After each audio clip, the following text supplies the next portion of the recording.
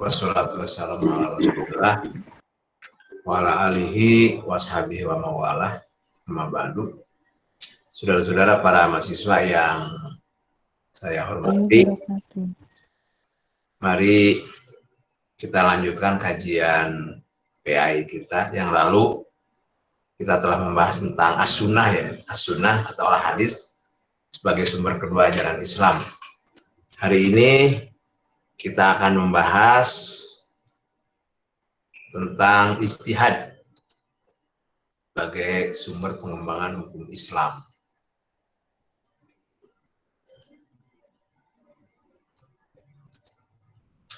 Nah, materinya ijtihad sumber pengembangan hukum Islam. Sebelum saya lanjutkan kepada bab tentang ijtihad, saya akan mengulas sedikit tentang masalah as-sunnah. As-sunnah seperti yang dijelaskan minggu yang lalu ialah segala sesuatu yang disandarkan kepada Nabi atau Rasul, baik perkataan, perbuatan, ketetapan maupun tradisi-tradisinya.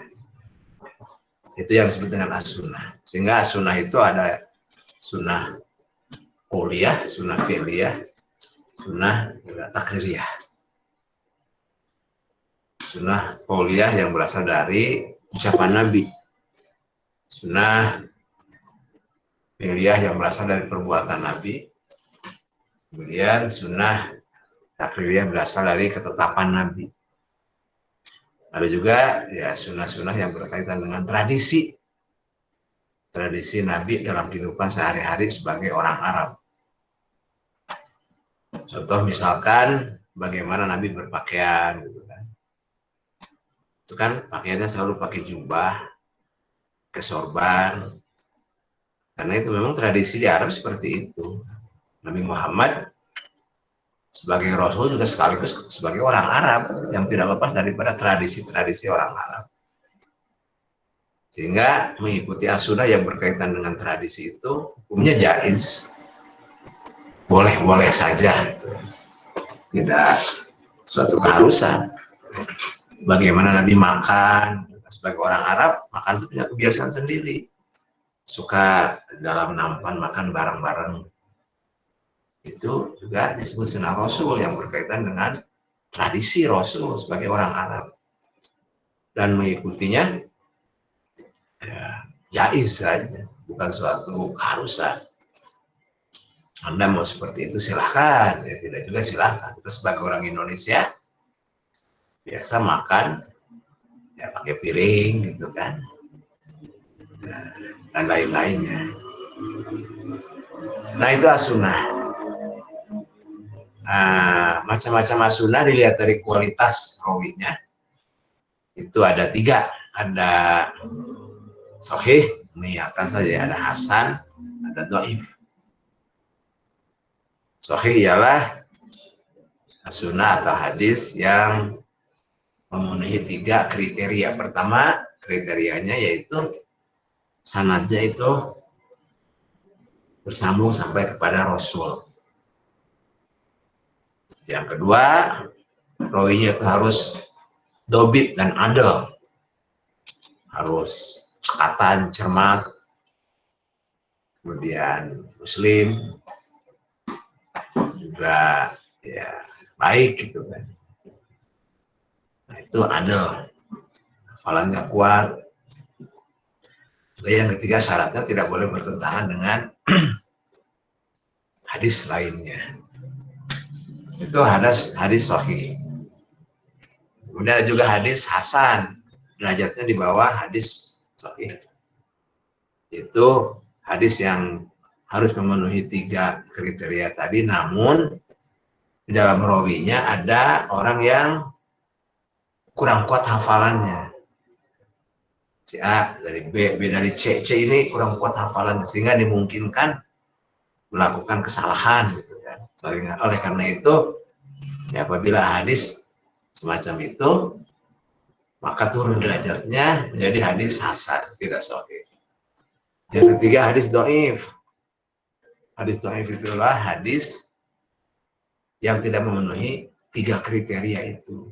Contohnya misalkan sanadnya tidak bersambung sampai kepada Rasul atau hanya sampai kepada sahabat. Sebutnya ya mursal sahabat.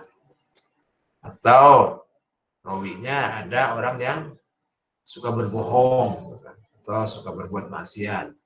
Hadis dari A, dari B, B dari C. Ternyata C ini suka berbohong, udah hadisnya dianulir. Itu berarti hadisnya dhaif. Atau juga bertentangan dengan hadis yang lebih kuat kan, gitu kan, atau bertentangan dengan Al-Quran atau dengan hadis sahih lainnya. Maka apabila ada hadis yang semacam itu ya sudah dhaif. Kemudian hadis juga dilihat dari kuantitas rawinya. Banyak dan orang yang meriwayatkan hadis terbagi tiga juga, ada mutawatir, ada masyhur, ada ahad. Hadis masyhur, hadis mutawatir ialah hadis yang diterima oleh orang banyak, disampaikan lagi kepada orang banyak, sehingga sampai kepada pengumpul hadis dan semuanya sepakat tidak ada yang berdusta. Dan hadis mutawatir itu merupakan hadis yang paling kuat kedudukan. Yang kedua ada hadis masyhur.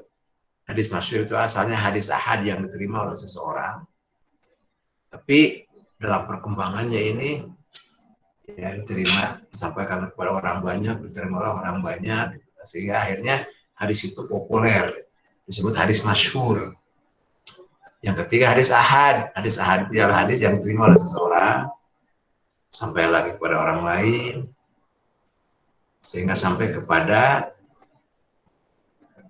peneliti hadis atau pengumpul hadis. Nah, itu disebut hadis ahad.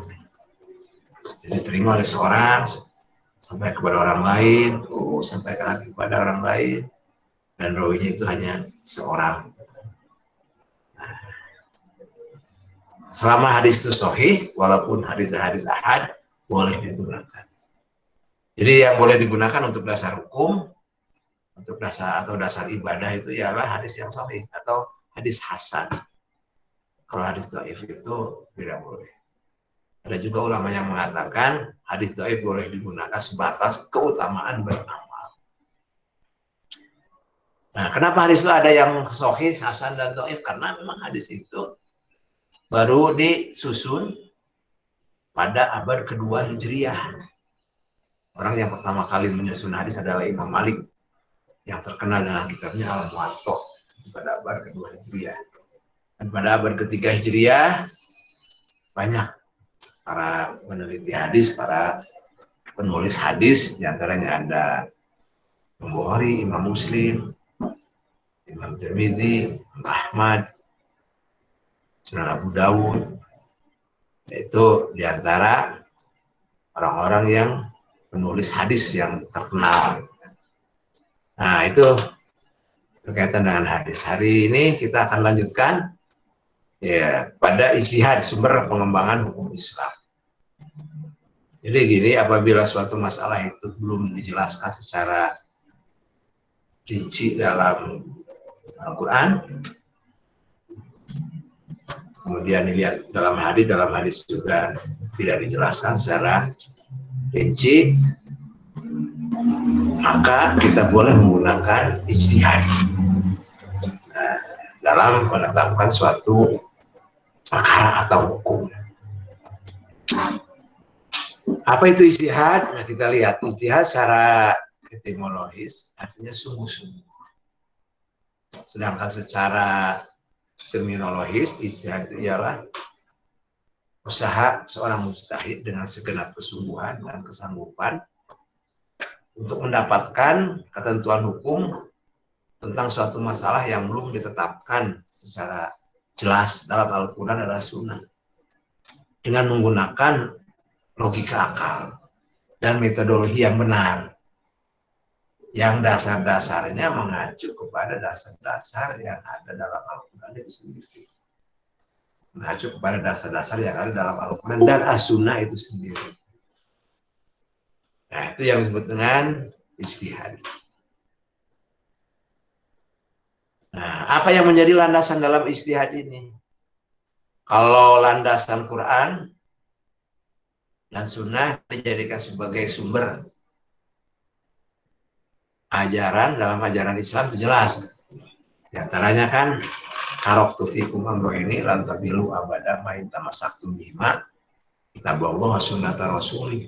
Aku tinggalkan kepadamu dua hal. Kamu tidak akan tersesat selama-lamanya jika kamu berpegang teguh pada keduanya, itu Al-Quran dan Sunnah Rasul.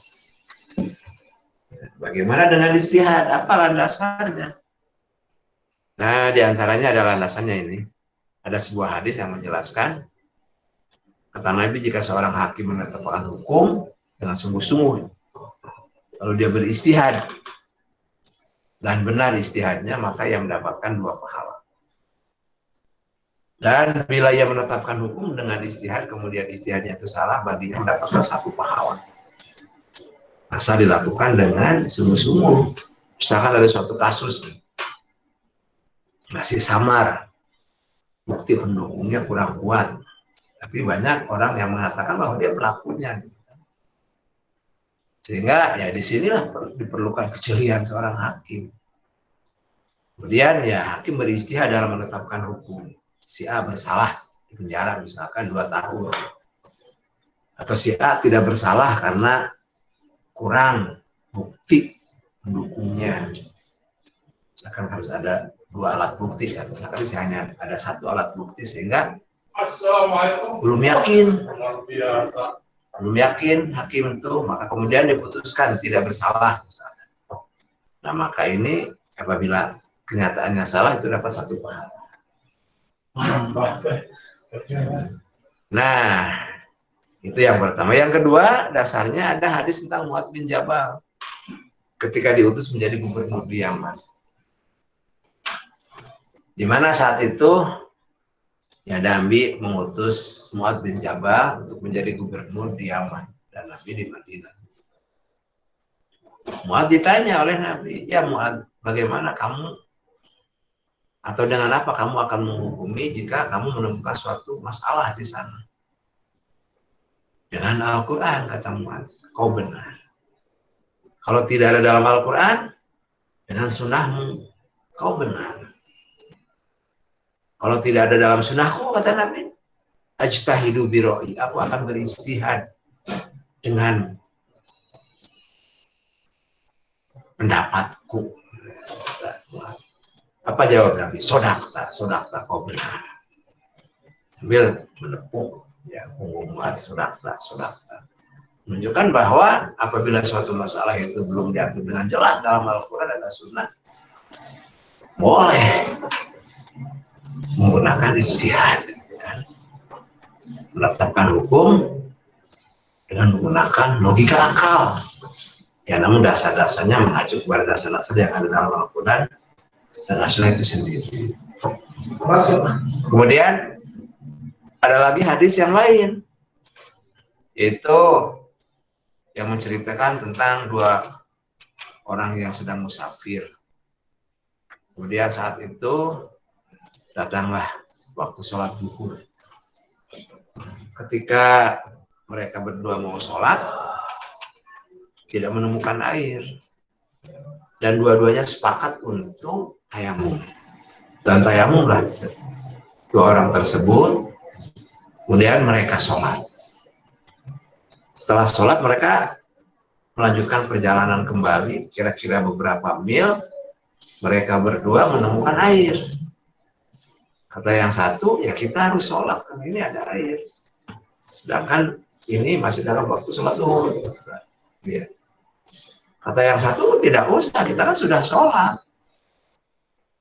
Nah, kemudian 2 orang itu tidak sepakat. Akhirnya yang satu wudhu lagi dan sholat, yang satu tidak. Karena dia merasa sudah sholat. Akhirnya masalah ini diadukan kepada Nabi, ya Rasulullah, bagaimana pendapat tentang kejadian tadi? Apa jawab Rasulullah? Kau yang sholat 2 kali dapat 2 pahala. Kau yang sholat 1 kali dapat 1 pahala. Nabi tidak menyalahkan kepada 2 orang itu, karena dua-duanya hasil ijtihad. Ya dengan demikian ijtihad itu apabila mendapat suatu masalah, apalagi di zaman sekarang kan, di zaman sekarang tanya kepada Rasul misalkan, kepada Nabi Muhammad tidak ada, atau zaman dulu mau bertanya kepada Nabi Muhammad jauh gitu. Kemudian ya hukum kan harus ditetapkan, dalam Al-Quran belum diatur, dalam hadis juga belum diatur dengan jelas, maka boleh beristihad. Nah itu dasar-dasarnya. Nah kemudian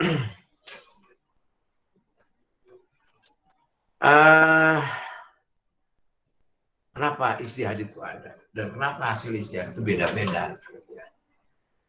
Nah itu pertama, istihad itu ada karena memang adanya ayat Al-Quran yang dalalahnya itu masih bersifat dhoni, masih belum jelas atau masih samar-samar. Al-Quran itu kan terbagi dua, ada ayat yang muhkamat, ada ayat yang mutasyabihat. Ayat yang muhkamat itu yang hukumnya sudah jelas.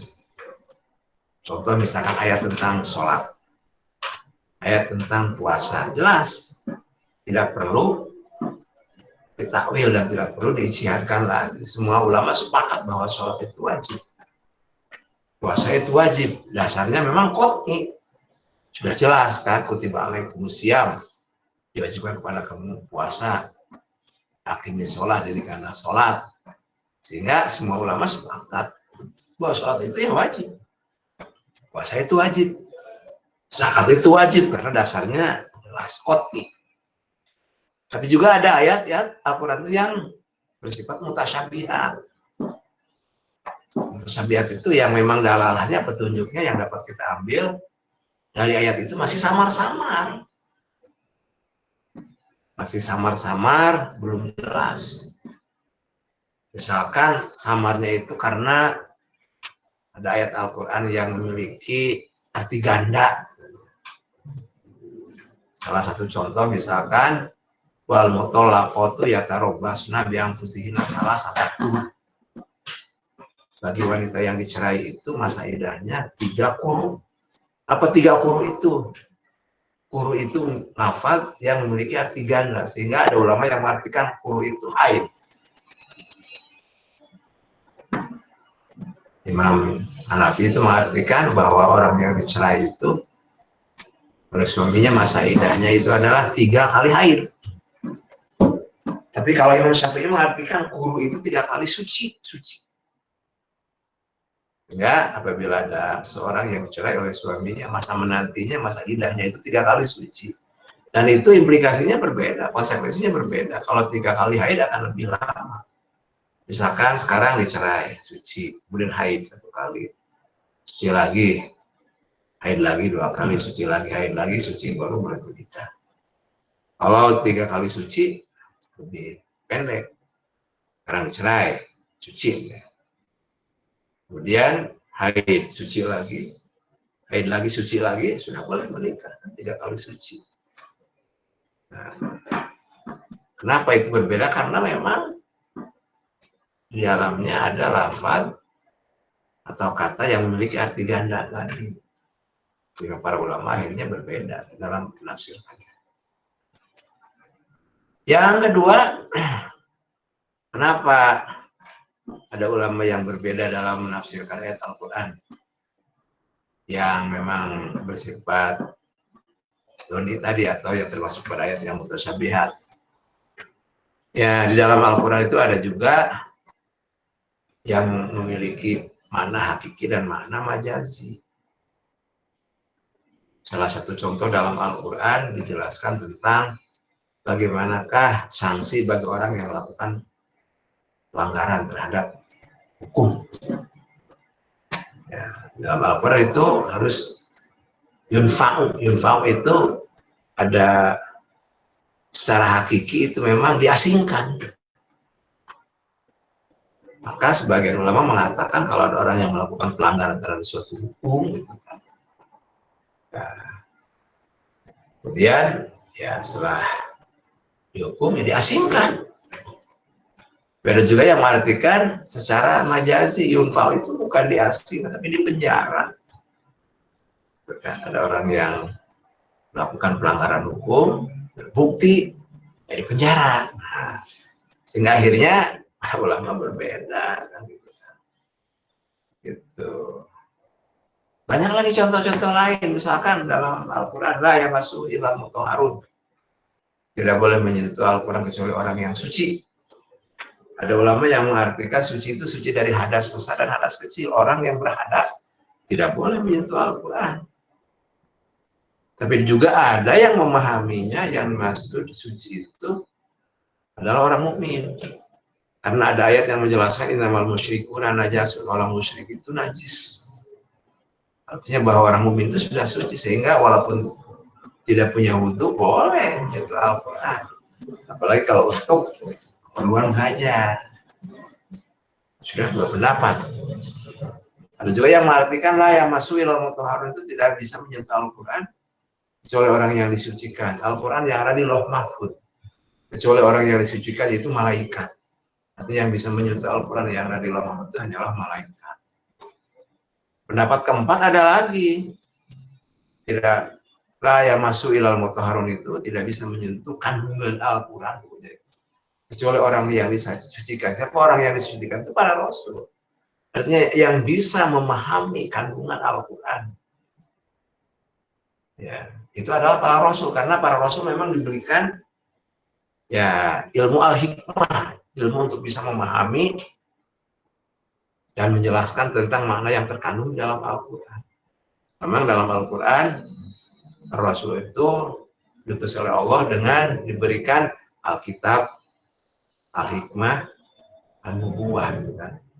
Wa yu'allimukumul kitab Al-Hikmah. Juga dalam ayat yang lain, An-Nubuwah.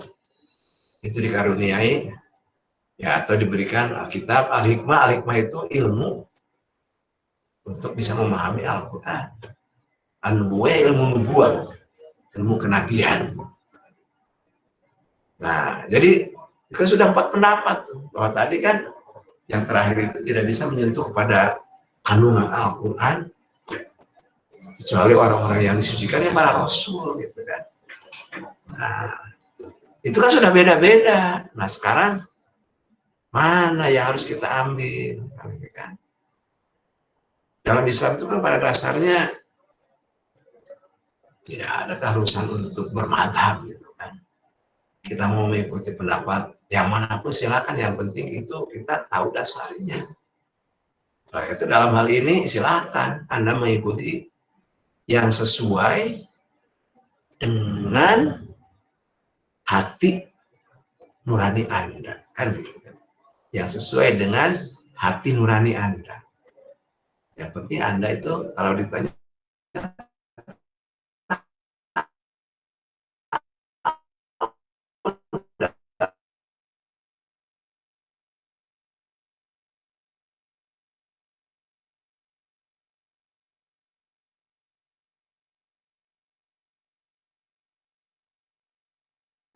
ada imam yang mengatakan seperti itu dan Anda tahu dasarnya ini. Nah, itulah yang disebut dengan ittiba. Jadi dalam mengamalkan ajaran agama itu ada yang disebut dengan taklid, ittiba, dan ijtihad. Taklid itu ikut-ikutan tanpa tahu dasarnya. Itu memang tidak boleh. Karena dalam Al-Quran wala taqfu ma laisa laka bihi ilmun inna sam'a wal basara wal fuada kullu ulaika kana anhu mas'ula. Janganlah kamu mengikuti apa yang kamu tidak tahu tentang ilmunya. Karena sungguhnya pendengaran, penglihatan, dan hati itu akan diminta pertanggungjawaban. Jadi kita taklid itu ya dengan tidak tahu ilmunya nggak boleh ikuti saja. Karena bagaimanapun kita akan diminta pertanggungjawaban nanti. Oleh karena itu minimal yang kedua itu ittiba kepada para ulama. Para ulama yang telah berijtihad tadi. Di antaranya kan di Indonesia itu yang terkenal ada 4 madhab yang terkenal. Hanafi, Maliki, Syafi'i, Hambali. Ya kita mau mengikuti madhab Syafi'i silahkan. Tapi Anda harus tahu alasan-alasannya, dasarnya. Mas Syafi'i mengatakan seperti itu, ya dasarnya ini, misalkan. Atau Anda mau mengikuti mazhab Hanafi, silahkan. Kalau di Afrika itu banyak yang mengikuti mazhab Hanafi dan Maliki. Kalau di Indonesia umumnya mazhab Syafi'i. Nah itu silahkan. Ada lagi mazhab yang terkenal juga mazhab Ja'fari, yang banyak diikuti oleh orang-orang Syiah, mazhab Ja'fari. Kalau Anda pengikut mazhab Ja'fari, ya silahkan saja. Yang penting tahu dasarnya. Nah ini sekira jadi Islam itu pada dasarnya memang tidak mengharuskan kita itu harus ikut pendapat si A. Tidak. Silahkan saja kan. Jadi Islam itu memang sangat toleran. Apalagi hanya hal-hal yang bersifat furu'iyah, itu kan bersifat furu'iyah. Pemikiran-pemikiran hasil ijtihad para ulama yang berkaitan dengan masalah ibadah. Itu silahkan saja. Anda mengikuti mazhab yang mana juga silahkan. Tapi tetap kita harus menghargai pendapat-pendapat orang lain.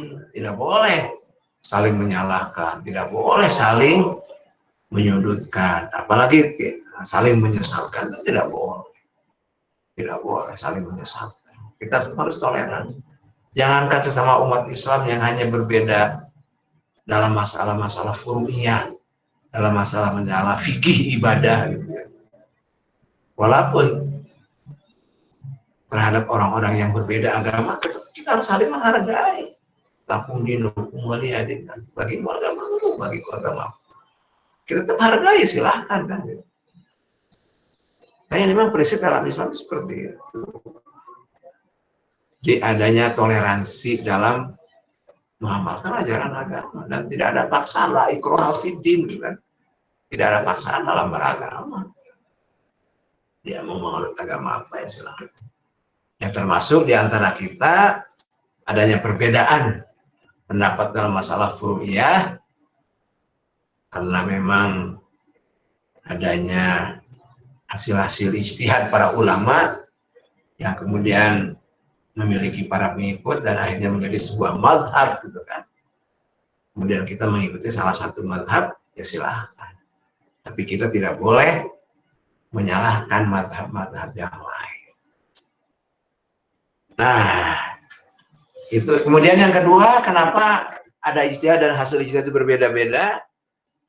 Karena adanya perbedaan dalam memahami teks hadis. Ya, misalkan salah satu contoh tentang masalah kunut di waktu subuh. Umat Islam ada yang pakai kunut, ada yang tidak. Hadisnya itu satu. Dulu ketika di zaman Nabi pernah terjadi sebuah musibah yang menimpa umat Islam.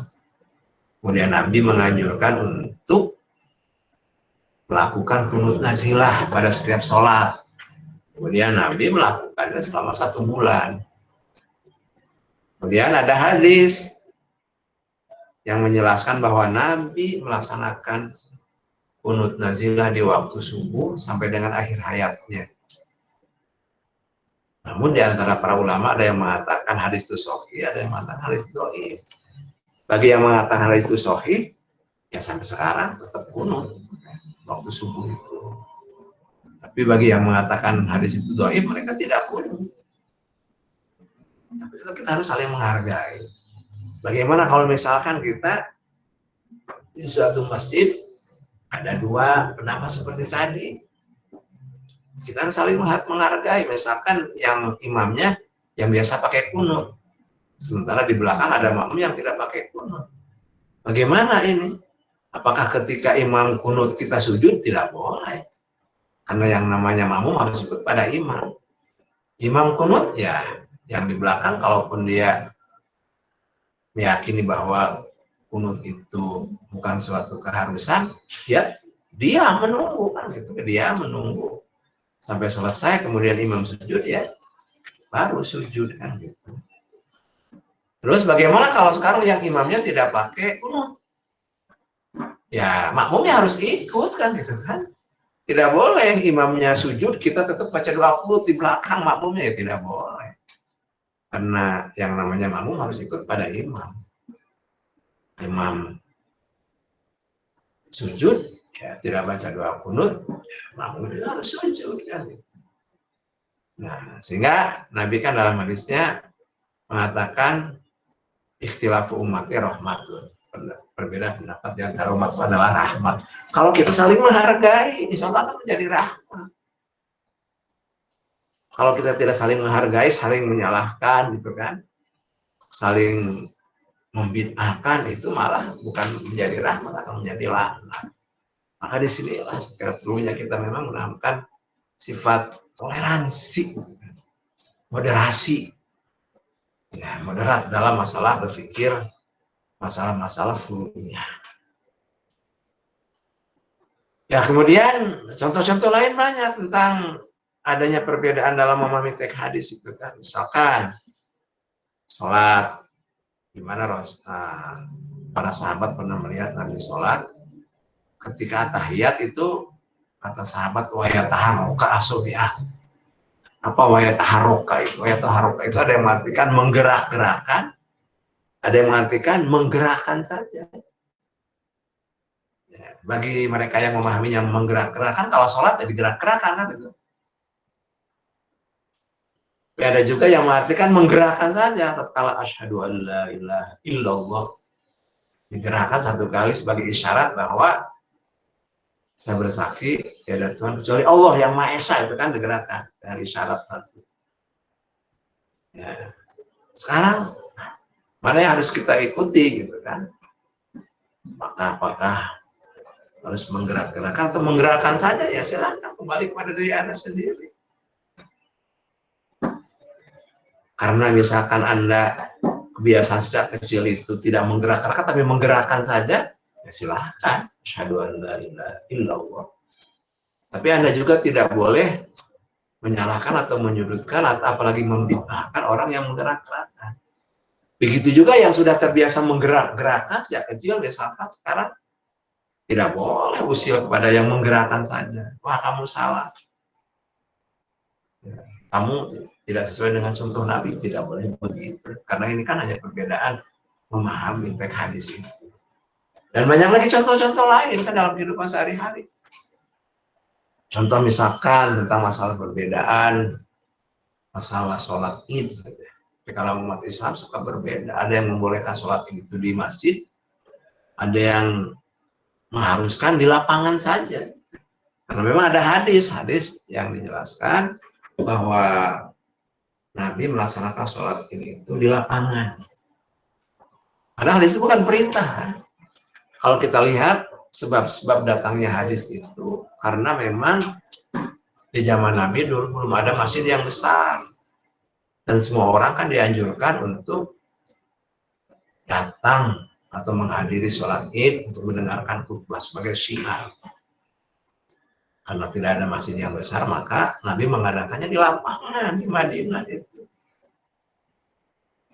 Apakah sekarang boleh sholat di masjid? Ya kalau ada masjid yang besar dan bisa menampung jamaah yang banyak, ya boleh saja kan. Tapi ada para ulama yang mengatakan karena Nabi juga mencontohkannya di lapangan, maka sholat itu harus di lapangan.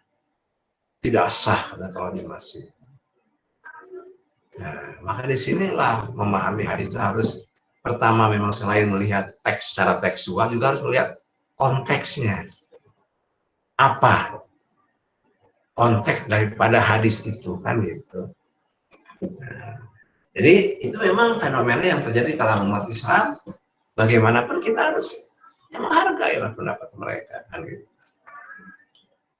Jadi yang ketiga memang kenapa ada ijtihad, karena memang adanya masalah-masalah sosial yang terus berkembang, yang ketentuan hukumnya belum diatur dalam Al-Quran dan As-Sunnah secara jelas. Misalkan contoh sekarang ini ada yang disebut dengan bayi tabung, ada cloning gitu kan, ada juga operasi kelamin, itu kan butuh ketetapan hukum. Dan di dalam Al-Quran dan hadis belum diatur karena zaman dulu belum ada gitu kan, bayi tabung belum ada, operasi kelamin, Operasi plastik wajah itu belum ada. Operasi hidung supaya mancung belum ada. Nah, maka disinilah diperlukan ijtihad, menetapkan hukum, ya, kemudian dijadikan acuan oleh masyarakat kan. Nah, ketetapan hukum boleh dan tidak tentang suatu masalah sosial yang memang terus berkembang tersebut, itulah selisihan para ulama. Contoh misalkan kan gitu ya, contoh konkret bayi tabung. Bayi tabung tuh boleh tidak sih? Nah, ada ulama yang mengatakan bahwa bayi tabung itu boleh, asalkan syaratnya pertama suami istri tidak bisa hamil, tidak bisa melahirkan keturunan karena ada suatu hal misalkan dalam rahim istrinya. Yang kedua, spermanya harus diambil dari sperma suaminya. Dalam kondisi seperti itu boleh untuk melakukan bayi tabung. Jadi diambil spermanya dari suaminya, kemudian ya dikembangkan, kemudian setelah itu dimasukkan ke dalam rahim, kemudian berkembang menjadi ya, anak, menjadi bayi. Juga ada yang mengatakan tidak boleh kalau spermanya diambil dari sperma orang lain atau beli dari bank sperma. Di barat itu banyak bank sperma. Kita misalkan suami istri, ada suami istri yang tidak bisa hamil, kemudian ingin punya anak, membeli bank sperma ke orang barat. Kemudian setelah dikembangkan, dimasukkan ke dalam rahim, kemudian menjadi bayi, bayinya putih gitu kan, kayak orang barat. Nah ini kan mencurigakan gitu kan, ini anak siapa kan gitu kan, tidak jelas bapaknya, tidak jelas keturunannya karena memang spermanya membeli dari bank sperma. Padahal dalam Islam nasab itu penting karena nasab itu akan menentukan waris dan lain sebagainya. Oleh karena itu kalau melakukan bayi tabung dan spermanya beli dari bank sperma, itu tidak boleh, haram hukumnya. Karena nanti akan melahirkan keturunan yang tidak jelas nasabnya. Ya, itu dulu saya kira. Sebelum nanti dilanjutkan, silahkan. Barangkali ada yang mau nanya, silahkan. Pak, izin bertanya Pak, suara saya kedengaran nggak? Kenapa? Suara saya? Ya, Pak, izin kedengaran. Kan ijtihad ini atas dasar kesepakatan ya Pak, dan terutama jika melihat di lapangan, tentu saja kesepakatan ini kesepakatan para pemimpin seperti itu. Nah Pak, kalau misalnya ijtihadnya ini dilakukan berdasarkan kepentingan, lantas bagaimana Pak hukumnya? Kan tadi misalnya disebutkan ada dua pahala jika benar dan satu pahala jika salah. Namun Pak, apabila diselipkan kepentingan, bagaimana hukumnya dan bagaimana kita sebagai pelaksana yang tidak tahu apa-apa seperti itu Pak dalam menjalankannya? Terima kasih. Ya, ijtihad itu bukan hanya sekedar kesepakatan. Nanti ada metode ijtihad. Metode ijtihad itu ada macam-macam, ada ijma, ada qiyas. Ijma itu artinya memang suatu kesepakatan yang dilakukan melalui musyawarah dan untuk menetapkan suatu hukum yang belum jelas hukumnya. Tapi tidak atas dasar kepentingan, gitu kan? Kalau atas dasar kepentingan, ya tidak bisa. Gitu. Yang menetapkan suatu hukum baru yang belum jelas, belum diatur dalam Al-Quran Sunnah, gitu ya.